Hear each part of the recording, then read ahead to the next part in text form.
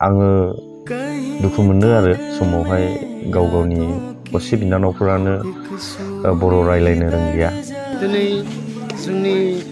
इस्लारि माहारिनि बाहागि सन्मिलन जानायाव आंनि असे बिनानावजोंनो आं रायलायनो रोङामोन। माने ओरैबायदि अबस्था जे बाहागिनि जुथुमा मेल खुंनो लादों जे आंनि बिनानावफोर दङ खिन्थु बर' रायलायनो रोंला। बोसोरसालिया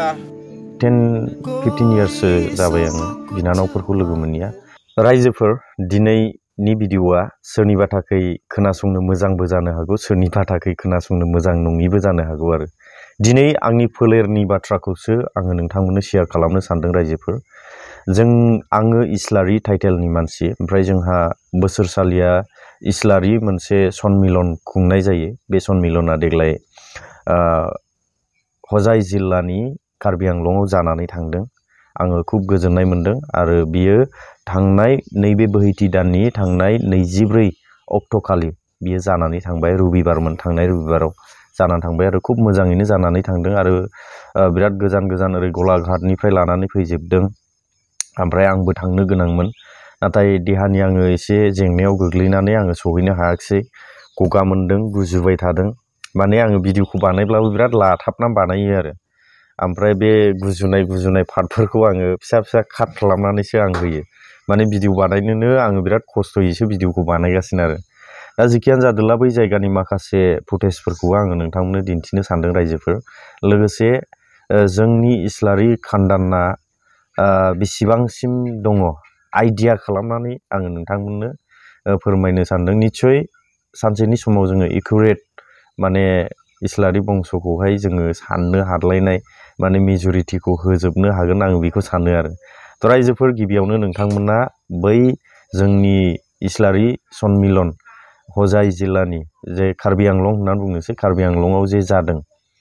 बै जायगानि माखासे भिडिअ फुटेजफोरखौ नोंथांमोना नायनानै लाग्रोदो। ओमफ्राय बिनि उनावहाय आङो माखासे जोंनि खानदाना बबेसिम दङ बेखौहाय आं नोंथांमोननो फोरमायनो थांगासिनो दङ।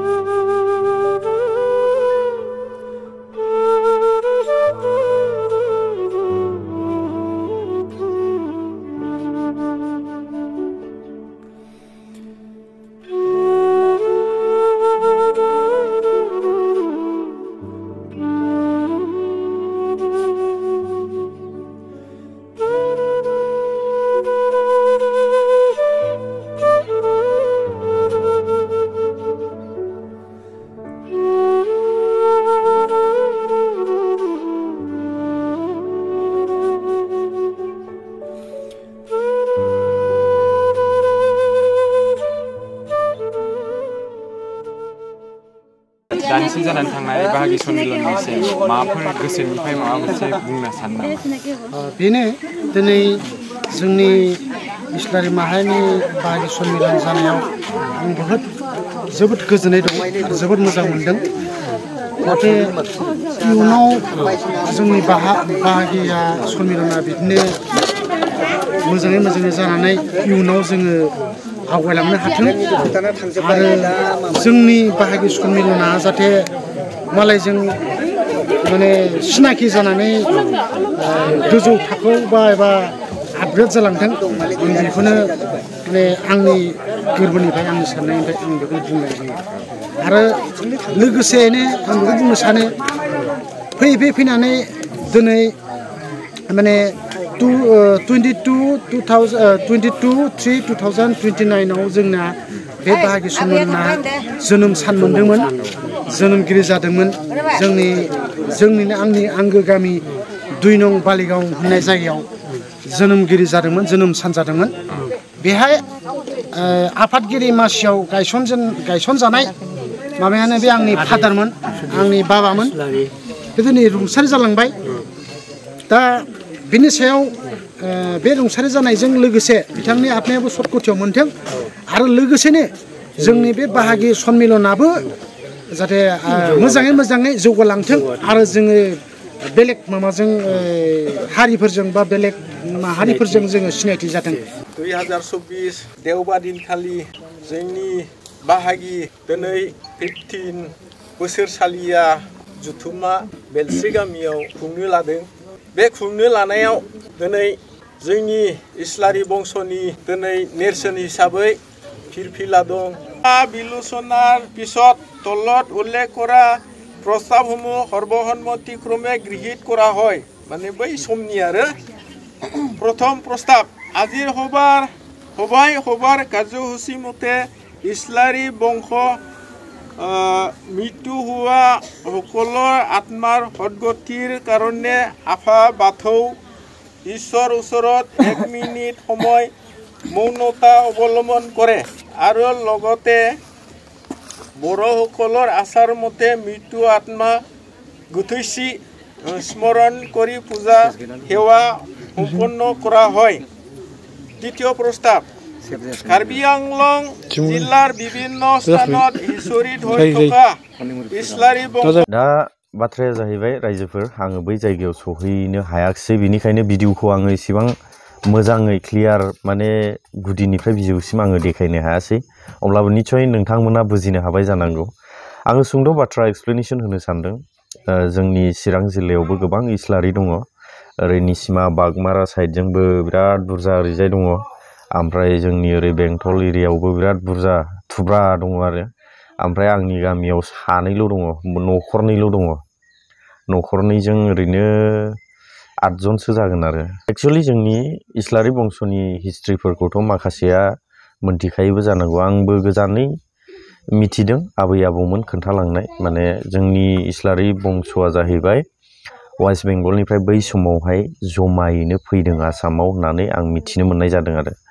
ओमफ्राय बुस्थुआ जाहैबाय जोंनि खानदानफोराबो जोंबो बिराद बुरजा दङ आङो मिथिगौ आरो जोंनि बंसफोराबो दाबो दङ आंनि आफायाबो वेस्ट बेंगलनि आरो आंनि आबौआबो वेस्ट बेंगलनि गासिबो वेस्ट बेंगलनि गोजा आरो बुंनो थाङोबा बे जयगाव गेटनिफ्राय लानानै आंनि न'नि मानसिफोर दं बिब'फोर ओरैनो बिमायंनि फिसाजोफोर बिमायंफोर बेबायदि दङ आरो ओमफ्राय लोगोसे ओरैजाय पनस्लिं राङामाटि बे साइडआव ओमफ्राय खुब दुखुनांथावनि बाथ्राया बेसो जे आंनि बिनानावफोर दङ खिन्थु बर' रायलायनो रोंला आरो नेपालि जाजोब्बाय नेपालि रायलायो बिसोरो माने बिसोरो जोनोमनिफ्राय नेपालिफोरजों थानो गोनां जाबाय सानसे आङो लोगो हमहैगोन बिनानावफ्रा माबायदि अबस्थायाव दङ आङो मेक्सिमाम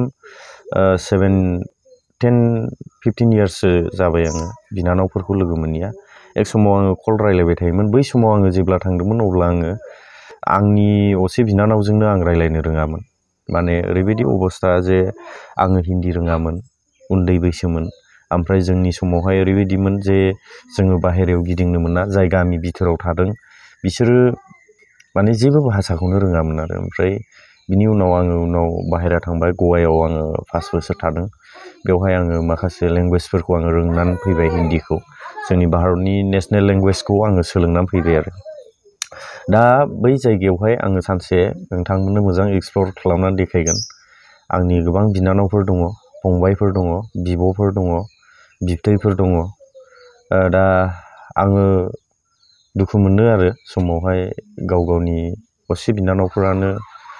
बर' रायलायनो रोंलिया बै जायगायाव थानांनानैहाय बेबायदि ओमफ्राय जायगाखौबो आङो बिसोरो मिलायबाय थायो आरो खिन्थु बिसोरो हिल्स एरियायाव हाजोसो आरो थाङोब्ला बोरैबाब्ला खुब गोजोननायबो मोनहैयो जायगाखौ नायथिंबायना नाथाय बेवहाय जिउ खुंनानै थानांगौआ जोंनि थाखाय माने हानाय नङा आरो बै जायगायावहाय माने हिल्स एरियायाव जोंथ' प्लेन्सआव थानाय नालाय उन्दैनिफ्रायनो बेबायदि आरो दा बेबायदिनो गोबां सोरहाबा बेबायदि काहानिफोर दङ जानांगौ निश्चय आंनि काहानिखौबो आङो सर्टकाटै आङो फोरमायबाय दा बेंगलाव आरो ओरै पनस्लिं जयगाव बे साइडथिं जोंहा बिनानावफोर दङ आरो गतिके बुंनो थाङोब्ला भुटानावबो बिनानावफोर दङ होननानै बुंनो हासै आरो सानसेनि समाव आङो थांगोन बै जायगायाव आङो एक्सप्लर खालामनो सेस्था खालामहैगोन आरो स' रायजोफोर नोंथांमोना जोंनि सनमिलनखौ नायनानै माबायदि नांखो आरो बेबायदि गुबुन नार्जारि बसुमतारी बेबायदि सनमिलनफोर खालामो गासिबो थिगानो आरो सनमिलना थानांगौ सन्मिलन खालामनायजों लोगोसे गावबा गाव माखासे फोलेरफोरखौहाय मटिभेट होनाय जायो जोंनि फोलेरा बेबायदि जौगालांनांगौ गथ'फोरखौ मटिभेट होनाय जायो आरो गोरों गोरा जानांगौ जोङो देशनि दैदेनगिरि जानांगौ जोंनि फोलेरा सिनायजानाय जानांगौ बेफोरबायदि गोबां माखासे नलेजफोर मोननो हायो आरो एक्चुअलि बे बुस्थुखौ जोङो लानांगौ दा आङो बेसेखिनि बुंनानै दोनथ'नो सानबाय स्पेसियेलि सोरनिबा थाखाय बा जातिनि थाखाय आङो खहा जानाय बाथ्रा बुंबोदोंब्ला गावनिनो आंगो बर'नि इउटुबार होननानै आंखौ निमाहा होयोब्लानो जाबाय थेंक इउ बर' हारि जिउ गोलाव जाथों